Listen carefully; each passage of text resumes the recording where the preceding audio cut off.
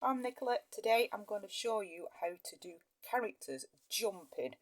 I'm going to show you 3 different ways of jumping. So first one is the easiest. Okay, so I'm drawing a girl jumping. So I've got her arms in the air. So she's balancing up and it helps you jump upwards if you put your arms in the air. And she's got her legs diagonally out. She's jumping outwards. So this one's the easiest. So we've got a vertical line coming up to show that the character's jumping up. Now you may notice I've done curved lines here, and that is because her legs are going out to the side. So this bit here, you notice all my lines are coming to a point here. This is where your character will jump from. So all the points are coming from where your character jumps from and the direction in what your character's going. So that one was a nice easy one. Slightly harder, but not too hard, is this character. So this character is jumping over. Now he's only jumped a slight distance, so I've done my jumping point from there, and you'll notice the lines are going in the way, the direction the character is jumping. He's got his hands out up above for balance, and his legs are going round, and his feet are ready to touch the ground. So that's why I've drawn his feet that way and his hands up in the air.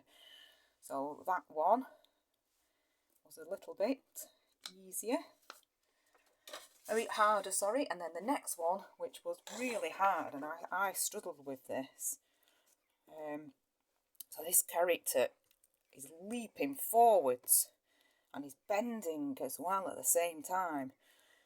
So the thing I struggle with is the directional points here, the legs are here, and the body is curved.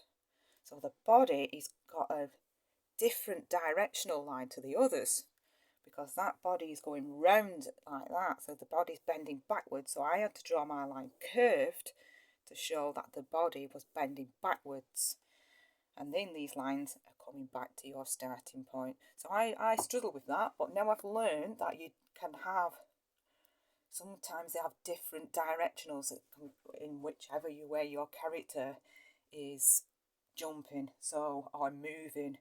So yes, I worked it out in the end, but I got there. But as though it's frustrating and upsetting if you're struggling with something, you'll learn from that.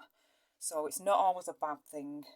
I wouldn't have said that 15 minutes ago when I was struggling with the illustration, but then when I worked it out, I felt happy. So there we go. That's 3 different ways of making your character jumping, adding movement and directionals. Oh, see, look what I've done here.